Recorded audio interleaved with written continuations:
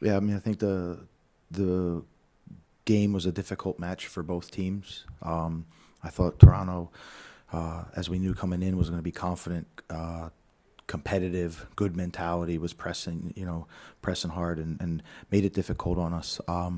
But what tonight's victory goes literally all to all the players. I mean, where the heat that we've had the last 5 games, Saturday, Wednesday, traveling to Miami, everybody in this building or in our team is physically, mentally, and emotionally exhausted, and they were able to just rise up and grind out a really difficult win.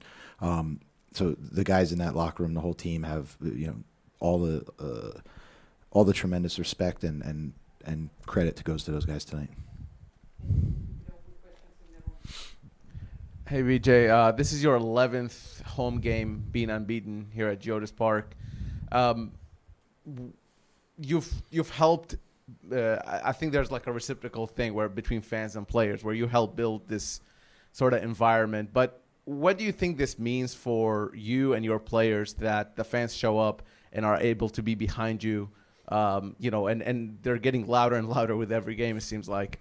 Yeah, I mean, the support is great. But I think we've been very intentional from the day that we started about almost a year ago here, was to make this team uniquely Nashville, to make this team representative of the city. So I agree. I hope it is reciprocal. I hope they're showing up because, they want to see a team that wins, but it's a team that they can identify with. It's a team that embodies the mentality of the city, and that's what we and that's what we want to do. We talk about that all the time, and so for us, they give us great support, and it's the least that we can do to repay it. And then, just quickly on the defensive performance tonight, and I don't mean just the defenders, but just overall, what does it say that your team is able to get these clean sheets, 2 in a row now at least at home? What does it say about not only being able to do the attacking piece and that part, but also being able to defend as a group and as a unit? Yeah, it starts with our mentality that everyone attacks, everyone defends, right? And then so you can start with, if everybody defends, Joe Willis, another shutout for him, and then you just work your way up. And you've got Hani and Sam leading a line, pressing everywhere. You've got Alex Mule, just covering. I think probably covered the most distance tonight. So Gaston, you can put anybody in the midfield, and they're pressing. What we're most proud of is we're able to do it in different ways. So in Columbus, we had to sit back for periods of time, and we were able to defend in low block. Tonight, we were almost defending the whole attacking half. And so credit to the center backs that are covering all the space behind. So, again, these guys have put in such tremendous amount of work over the course of the season and over the course of the last 5-6 games. So I just think it's they're really bought in to be a true complete team. Ahmed Qasim had the turnover, forcing that loose ball that led to the goal tonight. I guess, you've had a lot of rotation there at that wing spot with Ahmed, Schaffelberg, Johnny Perez, and I'm sure you're hoping to get Tyler Boyd back soon in the next, however long. I guess, what does Ahmed need to keep doing in order to, keep getting chances and, continue to have opportunities in that pretty crowded group? Yeah, I thought Ahmed tonight, we've seen him come off the bench in some really good appearances, and I thought the other night he came off really good. Obviously starts tonight, and I thought he was dangerous. It's a difficult matchup when you're getting kind of man marked all over, and I thought he was dangerous in the pocket. Especially in the second half, he was turning inside the pocket, and then was able to threaten behind. He just has to keep doing what he's doing. We've got great competition and great depth at all positions. And I guess, what did the 45-minute rain delay do, if anything, to affect just the lead up or your preparation for the match? Yeah, I think it was short enough that it didn't really have a massive impact. It was basically just kind of, we were delayed while we were warming up, and then we would have just warmed up. So it didn't have a massive impact. I think it was probably right at the cusp of, if it had to go a little bit longer, we'd have to probably put some, sort of preparation strategies together. But it was nothing. The guys had the music going, and they were fine. BJ, correct me if I'm wrong, but I don't think Zimmerman and Palacios started the game yet until tonight, right? I believe. I believe you're correct. I believe. Well, I mean, what do you? I mean, I know you trust all these three guys playing there in the back, but what's different when you see Palacios and Zimmerman like you did tonight for your team? Yeah, I mean, I think tonight you can see like there's an aerial presence, and I mean Jason's ability to cover the space behind is great. And then I think between the two of them, they controlled build-up. They were sort of given the ball for long periods of time, but I thought they were able to effectively move us side to side. And again, now talking about Gaston and his game tonight, I mean, it's a difficult game because of the way these team pressures are in the middle, especially tonight. I think they switched some for the way I've seen this team playing before Toronto. They did it tonight, especially for you guys. And still, Gaston was able to actually manage the middle very well. Is that a correct assessment of his game? We expected Toronto to kind of come into this with a little bit of more man-to-man. You saw Hani getting marked all over the field, and we just thought it was a great game for Gaston's quality, right? To try to play balls in behind, and then once you start dropping, then he's breaking lines and firing balls in there. So I think it's set up well, and I thought he played really, had a really strong game. BJ, you mentioned about Hani being man-to-man for the most part against Toronto tonight. Also to the referees just being very lenient on calls tonight. Do you prefer a chippy game like that for your guys, even though it's been kind of a grueling July, excuse me? I just want the calls. I think all of us in soccer, all coaches, players, we just want the game to be consistently reffed from the first minute to the 90th minute, so that we know what to expect and we know what is a foul and what's not a foul. So for us, we just want it to be consistent no matter what. And then also to the point at the very end of the match, I believe you went to a 4-4-2 instead of, I guess, in games in pass against Columbus away, you went at a 5 at the back. Tonight, it just seemed, I guess, your midfield presence was more dominant, whereas in games past where you kind of had more of a 5 at the back, traditionally, that is. Yeah, I mean, we've used 5 in the back to close games out. Tonight, we are really more focused on trying to still apply pressure. A lot of times, if you go to 5, it's more because you're taking direct balls or you're taking crosses.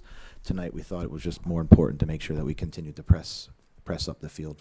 So I thought you saw the guys adjust, really what I thought really good, and the solutions that came in the game were able to sort of like elevate the intensity and make those tactical switches. Hey, Coach. We understand you feel frustrated for all the game, but how can to prepare working the next match when the another team is only coming to take care of the result? He's not coming to play. No feel. For you guys, he's not coming to not playing, or another team no. ¿Cómo se dice permitir? You playing in the regular season. Yeah, I mean, maybe I don't want to come across frustrated, so I'm just exhausted. So please, I'm very happy with the result. I'm so proud of the group. So maybe I'm portraying poor body language, and I don't mean to do that. I think we're just all kind of, taking a break. We have to be used to being able to play against any style, and each one we learn and grow from. It's not the first time that this has happened, but we have to continue to get better at it, because, of course, teams are gonna they want to win too, and you're going to use any sort of tactical matchup that you can to do it. And I'm sure there's going to be teams that now watch this and say, okay, there was a few things that were effective. Same way we're going to go back and look at it and try to figure it out, and how we can be a little bit more effective. But I still thought we created some pretty good scoring chances tonight. So yeah, just super proud of the group.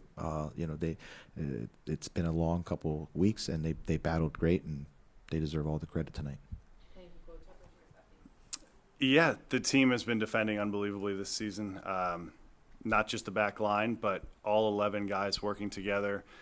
We have a real defend together, attack together mentality, and guys take a lot of pride in blocking shots, doing the dirty work that maybe goes overlooked sometimes, but the things that contribute to keeping a clean sheet, like clearances, being in the right positions, like I said, blocking shots, all these little things, contribute and ultimately are what help us as a team keep our clean sheets. And keeping clean sheets is a good foundation for going on and getting wins. And obviously on the other side of the ball, we've been scoring a lot of goals. So when both things come together, it's we get the results that we've been getting. Hey, Joe. Goalkeepers' mistakes are accounted for way more than other outfield players, I guess. You obviously have had a couple close calls throughout the season, but also had the situation in Miami, but you've recovered well and the team has recovered well. What gives you the motivation within the game itself to come back from a mistake like that, but also afterwards to maybe not dwell on it and keep going? I think you just don't really have a choice, especially in the game. Once it happens, the game's not over. You kind of just thrown into it, and it's like, well, I might have to make another save later, and don't compound any mistakes. And after that game, you take a day to sulk and be upset, and then you flush it and move on and move forward. I think after that happened, the next day, it felt like a weight was lifted off my shoulders, because you feel as a goalkeeper like that's the worst thing in the world that can happen to you. And then it happens, and then a day goes by and you realize it's not the worst thing in the world, that life goes on, and it's, a mistake in a soccer game ultimately. And I think that's a very freeing feeling, and helped me go into the Columbus game with a clear mindset. And then just a word on the three main center backs, I guess, that have played in front of you, Walker and Jason and Jack. Do you have to adjust much depending on who's out there, and what is, how has that relationship been going with them? No, there hasn't been much adjustment, to be honest. All three of them have been playing unbelievably this season. Asked to play on either right side, left side, with different partnerships, and they've all, worked together seamlessly. It's been incredible. It's been incredible to see and incredible to be a part of, and I'm thankful that they've been playing the way they have been, because they've been a big part of why we've been doing so well this year. Joe, you for a moment there, you guys were in the lead for the Supporters' Shield for maybe about 30 or so minutes, with the lead before Cincinnati, scored in the last minute. Is that how much do you and the guys in the locker room focus on that, or pay attention to, just where you are in the standings or that race? We, are obviously aware of where we are in the standings and that, and we have goals of winning the Supporters' Shield, winning MLS Cup, winning everything that we compete in. But at the same time, we are more process-based and focused on the present. We're more focused on what our next game is, rather than, we can't win the Supporters' Shield today, but we can win this game against Toronto today. So that's what we're focused on. That's the kind of mentality we're taking with us for the rest of the season.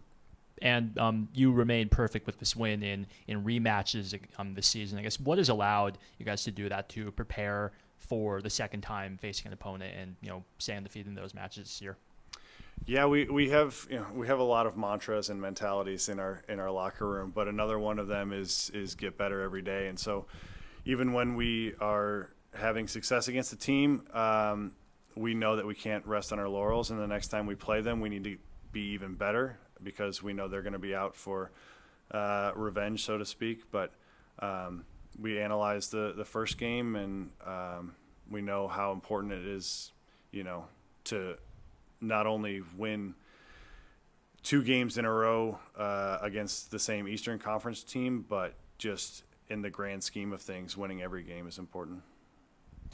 Joe, for the regular fan, I mean, once you see a team like Nashville beating Columbus 3-0, because of their history and all the stuff that what they represent, they see Toronto coming in here. They are the 13 in the East Conference, and they think, well, I mean, they scored 3 on them, they were going to probably score 4 today or 5. What would you tell that fan that what the difference is in the field about meeting a team like that and beating them 3-0, and then probably just having a tough time today and just winning by 1? Yeah, I think it's one of the things about our league. It's a league of parity, where on any given day, any team can perform well and compete against any other team. So You know, they were a difficult team. Toronto, to be fair, their standings don't really represent the team they are today. They've obviously gone through some changes, and they have kind of a new look over the last 5 games or so, and they've played pretty well over the last 5 games. So we weren't concerned about where they were in the standings, more so how they've looked in the past 2 to 3 games. Now, I mean, you've been long enough in the league to know that anytime the team is trying to reach the playoffs, things seem to get even harder. Is it a fact that maybe Nashville or any other team will take any win as it comes? Is that we're reaching to that point right now? Yeah, 100%, 100%. I mean, at the end of the day, this is like I said, we're a process-based team, but this is a results-based business. So whether we play unbelievably and win 10-0 or play horribly and win 1-0, it all counts as 3 points. So we'll take wins however we can get them. Joe, tonight with Toronto and playing gritty, the style they've been playing the last couple of matches, with the departures of Lorenzo Insigne and Federico Bernardeschi with Toronto, for you preparing for a game like this, did you have any sort of, I guess, change of analysis when it came to like watching video or anything like that? Yeah, I mean, those are obviously 2 guys who draw a lot of attention and focus, and they were focal points of the team when they were here. So our analysis for this game was a bit different.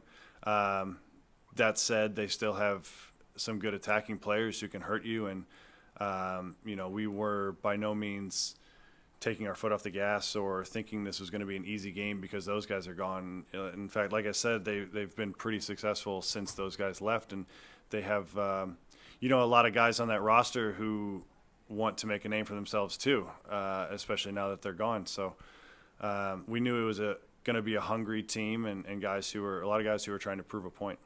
And on more of a lighthearted note, when the ball kind of went over your head, what did you say to Walker when that all took place? I just said, thanks for being there.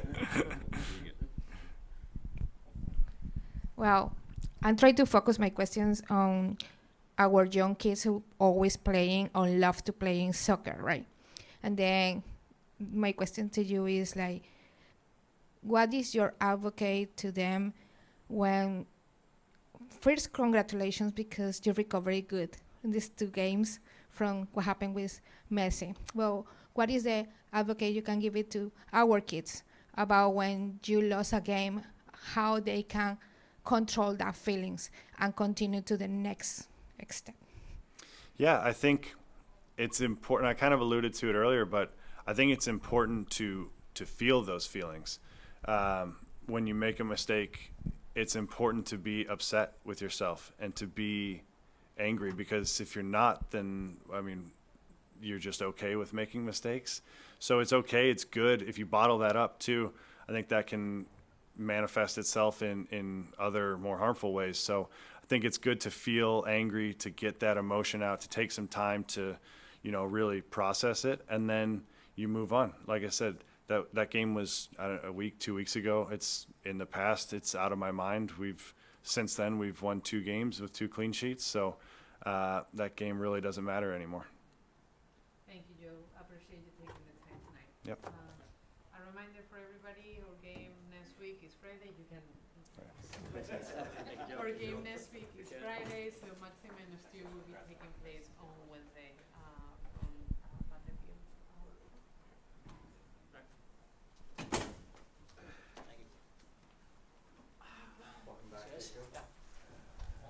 How are you? Yeah. Yes, I'll be out next week as well. Okay. I will not be here on Friday. I will be back after that, and I don't think I'll miss another match. Where are you going on holiday? Colorado. Oh, nice. Enjoy. Thank you. Appreciate it. A less humid and more better. For sure. Yes. Lots of Gatorade though. Yeah. Hydrate.